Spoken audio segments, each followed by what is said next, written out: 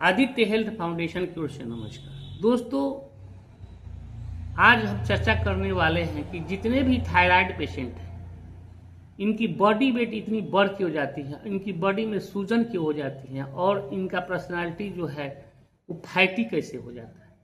तो थायराइड के दोनों प्रकार, हाइपो और हाइपर, दोनों प्रकार के प्रभाव अलग अलग है।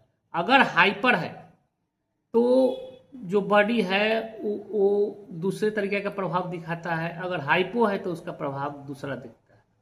तो ज़्यादातर हम लोगों को देखते हैं कि बॉडी जो मास इंडेक्स है वो बढ़ता जाता है और बॉडी में सूजन आता ही है।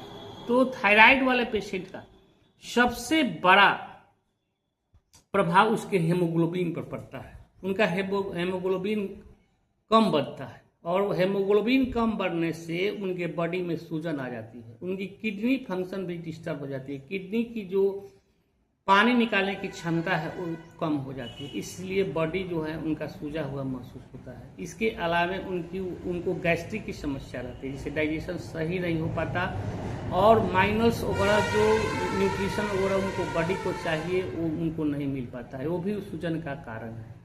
तो उनके लीवर में भी थोड़ा समस्या रहती है, वो भी उनके बॉडी का सूजन के कारण है। तो थायराइड पेशेंट जो थायरॉक्सिन हार्मोन के चलते होता है, थायराइड पेशेंट थायरॉक्सिन हार्मोन के चलते परेशान रहता है। वो किसी को ज़्यादा मात्रा में निकलता है, किसी को कम मात्रा में निकलता है। तो बॉडी वेट के गेन के कितने कारण हैं। अगर वो एक्सरसाइज नहीं कर रहा है पेशेंट, तो समझिए कि उसका बॉडी वेट बढ़ेगा और इतनी बढ़ेगा कि उसकी पर्सनालिटी जो है वो हमेशा के लिए मोटी हो जाएगी।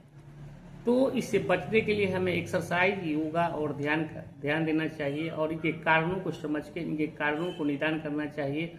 अगर कोई थायराइड पेशेंट दवा खा रहा है तो बीच में उसको ब्रेकअप नहीं लेना चाहिए और कम से कम 6 महीना पर उसकी जांच कराते रहना चाहिए। नमस्ते।